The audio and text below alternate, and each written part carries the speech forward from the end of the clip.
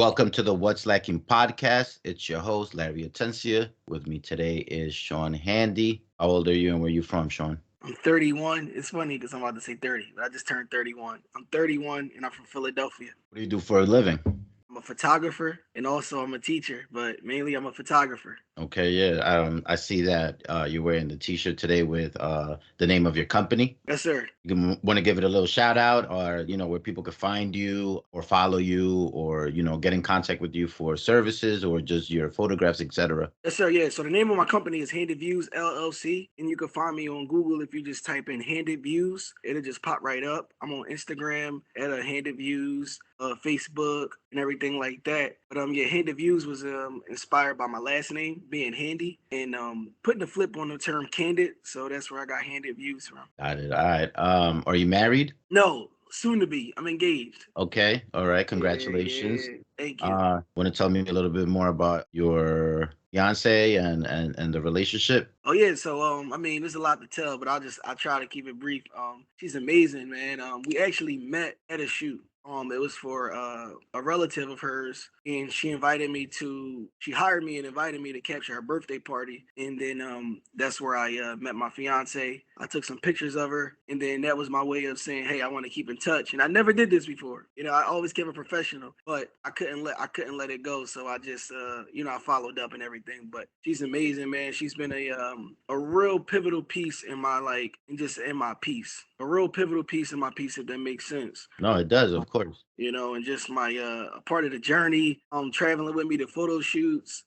She's just very selfless and down to make sure it gets done. I'll feel like even today, I got a little misconstrued with my locations and she pulling up, like she gonna make sure I get there. I told her it was a lot closer, but it's actually a lot further than what I said. And no complaints. She's still riding. And I love that. That's one of the many things I love about her. She don't complain. She's just like, I got you and I'm here for you. Love that. You have any children? So I do have children, not biologically, but I do have children. So yeah, blood couldn't make them any closer. Got it. Want to tell me a little bit more about that or It's no? not really a lot Okay. to tell.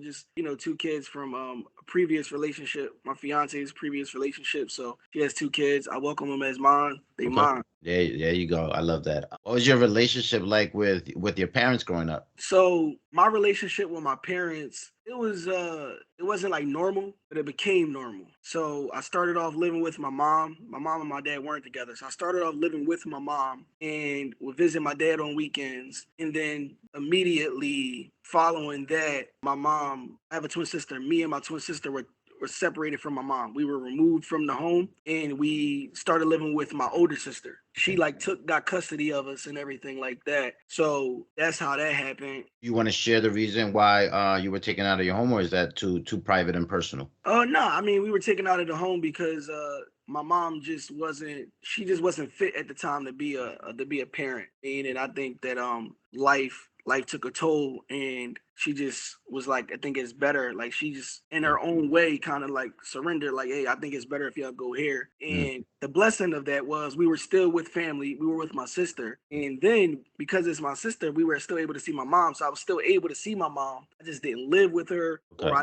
didn't really she wasn't like the parental figure. So my relationship with her, to answer your question, it became better like as time went on. But at first it was a lot of like hurt there and a lot of like abandonment, anger towards that. I felt like abandoned. But then my sister and her husband raised me. They raised me as they were my parents. So that was really cool. And I'm grateful and glad for that experience. But and then as far as my dad, me and him had like an on and off, like there's no bad energy there, but it's not like it could be better. Like it definitely could be better. He's still in Philadelphia. How Yeah. often do you contact or see him? I don't contact them a lot, but I do contact them Okay. randomly. I might just say, hey, what's up? What's going on? How you? Because we didn't have like a really close relationship, I feel like he don't really reach out. Don't reach out as much. So if I don't reach out, we not talking. And to me, it sounds that you had a good relationship with you built a good relationship with your mother, and you also had your older sister as a mother, maternal figure. Is that a relationship that it continues to be strong and maternal in nature? How is your relationship with her today? My relationship with her is really good. Early on in my life, when I first moved with her, at first, of course, it was like, you're not my mom and you can't tell Mm. me what to do. But then I started developing a gratitude for her because I started feeling like that maternal instinct from her, like the energy. So I quickly shifted, like, all right, she's not against me. She didn't take me from my mom. She's my sister and she loves me. So after that, it became really solid. And I'm able to confide in her, talk to her, be there for her too. But she's there for me. It's all love. So I would say our relationship is really, really good. Okay, yeah. And what's the age difference? So it's about almost, they're like a little 15, 20 year difference. All right, so let's say 15 years. She's around 45. It's possible. I'm not trying to, put your sister's age out there. I know lots of women are sensitive towards people knowing their age, or you're not supposed to ask them their age and stuff like that. But it is 23. I think those sort of ideas are passe now. But I don't know her. You know her better, so I apologize, Sean's sister, if my trying to calculate your age is something that you don't appreciate and is insulting. If you do, and when you listen to this episode. Yeah, now she full of grace and love. She like a super cool person. So she ain't going. She gonna be like, boy, what? But she be Oh, cool. what was your experience in the educational system? My experience was really cool. Like I'll say, it was a really good experience. Elementary school in West Philadelphia, Martha Washington, and then immediately after that, when I graduated, I went to military school, and I chose to go there. A lot of people will be like, when I tell them military school, they might think like, "Wait, why did you have to go there?" No, I chose to go there, and you didn't ask this, but the reason why I'll admit, the reason why I chose to go there is to escape the environment that I was around. And it wasn't no stay away, like stay at night school or anything. I came home every day. We had moved from West Philly, but the circumstances that I was around, I experienced that all the way from like K to eighth grade. And I wanted to get rid of that noise. So when they came to my school and they did the high school tour, we did the high school tour, and I saw how far away the school was, and it looked cool. I said, I'm going there because the things that I'm running from, they won't find me. And it was like people, like not like violent, but like it was energy that I was running from, that I wanted to get away from. And I figured that the farther I get away, the farther I'll be away from it. And I've never even admitted that out loud. Did you also want discipline and structure, guidance for going into manhood, or not so much? Yeah, I think I definitely, at the time, I may not have realized how much I needed it, but Hmm. I had it, I was getting it, but it definitely was something that I needed and that Okay. school provided. Like the discipline of, because the way that I operate today is, I'll attribute to that school. Getting up every day at a certain time, the uniform that we had to wear, just the accountability that the school held you at. I believe it really gave me those values. So yeah, I definitely went for the discipline, the structure, just the support. And then once I got in there, it was a new school. So once I got in there, it was better than I couldn't even imagine. Was it an all boys high school or boys and girls? Boys and girls. Was it predominantly male? I say it was Okay. evenly diverse for sure. Okay, that's pretty cool. What are your political views? I honestly I don't really get too deep into it where it's like argumentative, but I'll say I'm rocking with the Democrats. Get to elaborate, expand on that, or not? Not really. You just No, feel not that. really. I'm just rocking with the Democrats. I'm for the people. I like that. Are you religious? I'd say yeah, I'm religious, but I say more spiritual than religious. I do have a religion. Do you want to tell me more about that, Oh, or sure, yeah, I'm a proud yeah? Christian. Yeah, I that's been my faith, and I'll say a foundation for me. Whenever I feel like I'm on the deep end of anything, like any thought, I don't know what's going on, I can always circle back to that, like my foundation of Christianity. And whether that's reading the Bible, whether that's praying, whether that's just being quiet and being still and just being with myself, I believe, Christianity reminds me of that. It brings me back to that. Have you always been religious, and has Christianity always been an important part of your life, or is this something that you've rediscovered or that has become important only recently? I'd say I've always been around religion, due to family members, but it wasn't until I'd say maybe my teenager years, like later teenager years, like it really started really becoming something I wanted to do. When you're growing up, you got people making you go to church, like Yeah. family making you and you gotta go. I Hmm. went gotta go to I wanna go. And it wasn't until I'd say like I took a step back for a while, but it wasn't until I'd say about 2 years, like a year ago, when I was going through something really difficult. Like I went through a really tough breakup where I think the only thing that could have really saved me was my faith, because it got so heavy that I was I was like on the verge of like just talking about like suicide. I was on the phone with, no lie, for a week straight. I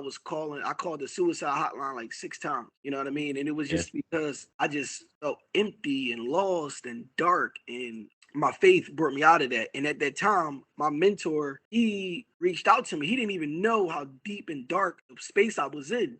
He just was like, hey, I just wanted to just check in on you. We haven't spoken in a while, but I just want you to know I'm still your mentor and I want to be your mentor. And I know that was God. That was God that came through in that nigga time. Cause like I said, at that point, I'm begging to talk to somebody on the suicide hotline. Like, yo, please, let's talk. I don't want to be alone. Let's talk. But then he comes and we talk. And now I get back in the church. My faith has been growing since then, and then gradually after that, not even looking for it, I found my fiance. Now I have someone that loves me unconditionally, that I love unconditionally. I'm able to do life with the good and the bad, the ups, the downs, the lessons, the annoyances, like everything, bro. The things we could be ashamed about, I'm able to do, and I attribute it all to God, all through my faith. Yeah, that's a beautiful story, and thank you for sharing that. It seems that you're in a really good place, and I'm glad to hear that. Just because just getting to know you, I know that you're an amazing, great person, and just to hear that has made me feel joy. Just because you're in a great place, coming from that dark place is great to hear.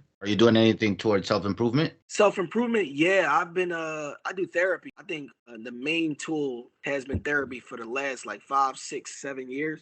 I've been going to therapy consistently. Now outside of therapy, I'll say prayer and communicating, because all of those things require communication. Whether I'm communicating with my therapist, whether I'm praying, I'm communicating with God or myself, communicating with, like, it might be my fiance. I might be talking to her about something, or like, me and you have a close relationship. I'm able to talk and communicate with you about like we just able to talk, chop it up. Like, let me pick your brain about this, or let me run this by you. But communicating and letting it out, because a lot of the time, man, as men, I speak for myself, I've struggled with communicating. That could be communicating how I feel, or communicating in the way I say something, if that makes sense. Because a lot of Yeah. times, I say all the time, it's not about what you say. You've heard that a lot of times growing up. Like my sister probably said it. Teachers say it. It's not what you say, it's how you say it. Mhm. And you say, yeah, I understand. Until you're on the other, you're like with somebody communicating, you're talking, and you say something to them, and they make a face or they're offended by it, and you like, well, all I did was say, like, all I said it was like this, but they didn't receive it that way. It's how you communicated it, how you made them feel. So for me, to answer your question, it's prayer, communication, and just therapy. And I'm focused on working on how I receive things, but also how I give them, like how Mm. I communicate to other people. I often look at, after I say something, I kind of look at the people to see how it hits them, and that's like a way that I kind of judge, because I'm not perfect. I can't be perfect, but I can work to be better. I think that's a great sign of maturity, kindness, and respect, right? Like, you're not just thinking of yourself when you're saying things. You're thinking about how your views and your opinions and your beliefs impacts and affects other people. And to do that goes a long way in building relationships, in building partnerships, and building community. So I want to commend you, and your last comment about communication has really made me think about the way that I deliver and say things as well. And so, I want to thank you for that. Man, glory to God, man. Any big regrets in life so far? No regrets. I gotta say that with a quickness, because when you think about it, if you think about specific events, yeah, you can say, man, I regret that.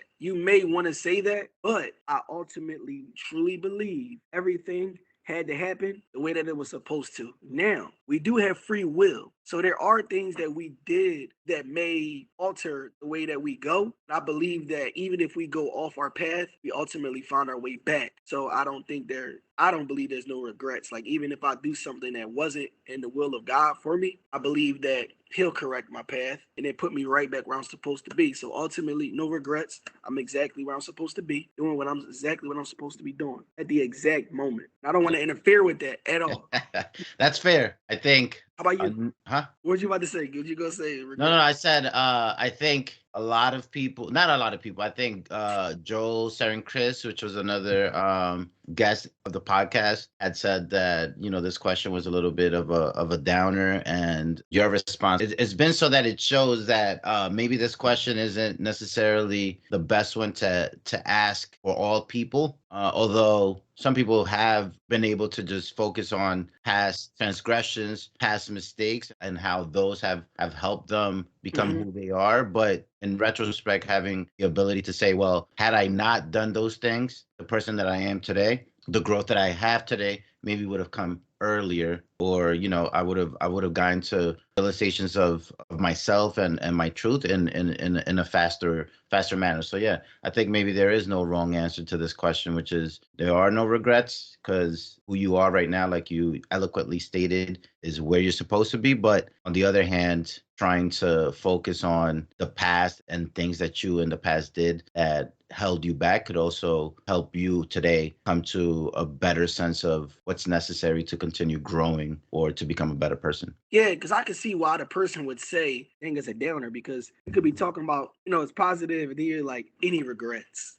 Then like, then you're thinking like, even if you don't live like, because everybody don't live with regrets, right? But you might have, it might be so far removed from your mind that it's the past. But when you ask a question, if someone asks that, which is fine, you may think like, dang, you think about that. So I think it hit everybody differently. But in the space that I'm in, I'm protected in that like thought to get away from me. Like I'm not even gonna let that even be a thing. Last three questions, my three favorites, the what's lacking questions, I like to call them. What's your favorite book? My favorite book, The Alchemist. The Alchemist has been a game changer for me because my aunt got it for me, and people told me about it years ago. And I'll say Will Smith told me about it because he talked about it in an interview. So I But received I, it. I thought he told you directly. No, that's what I'm saying. Okay. I say he told me directly because I watched the Okay. interview and Got it. I interpreted it as, oh, he was talking to me. Okay. So I received it. And I seen the interview Will Smith did. He talked about the Alchemist and the point of it. But it wasn't until I watched it a few times and then my aunt got me the book.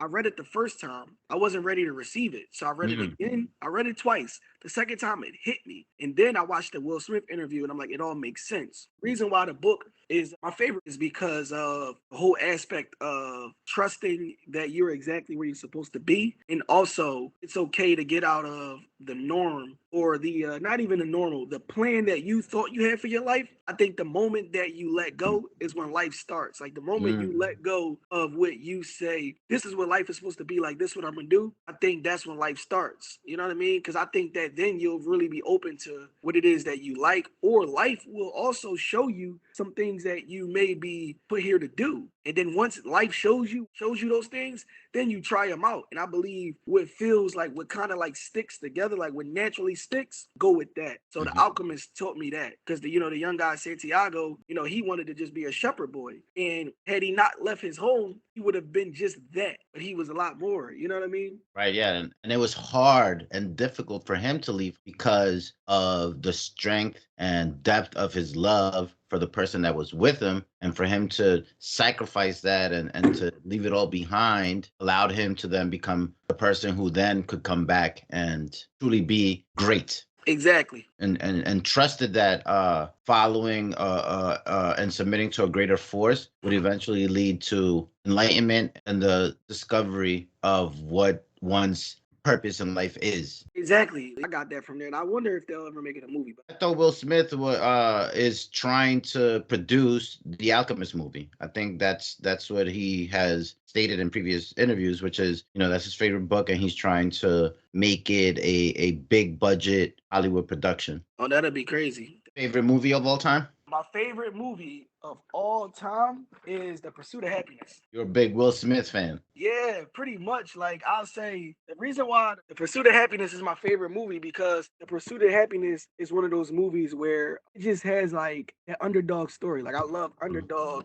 stories, whether it's Rocky, whether it's Paid in Full. Pursuit of Happiness, to answer the question, is my favorite movie. My favorite moment was that moment when at the end he got the job and he walked outside and he was like this just clapping because that represents like it was all worth it. You know, his wife left him, he got evicted, he just went through it. I remember the moment he went into a taxi just to get close to the guy that he wanted to work with, he lied and said, I'm going that way too. But he didn't have any money to pay the taxi driver. And he risked it all and it was all worth it. Like you were saying, no regrets. No regrets. And then favorite album of all time? My favorite album, I'll say, is the my You were favorite supposed to album. have you were supposed to have thought about this. No, you're right, but it's something that I listened to this morning that kind of changed that. Oh, okay. Okay. So what was the original one, and then which one is it now? My original favorite album was Get Rich or Die Trying, Yeah. Underdog Story.